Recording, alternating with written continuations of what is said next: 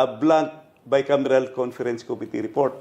So please do not belittle the bicameral conference committee report because that is the reconciled agreement, that is the reconciled figures of what the two houses has conferred with. At saka pinirmahan yan, inaprubahan yan ng BICAM nominated by the plenary. At the same time, i-ratify yan. So, you never can belittle the bicameral conference committee report. Ang nangyari ngayon, questionable, highly questionable kung bakit may blanco nga yung BICAM report. Thank you, Kongsid.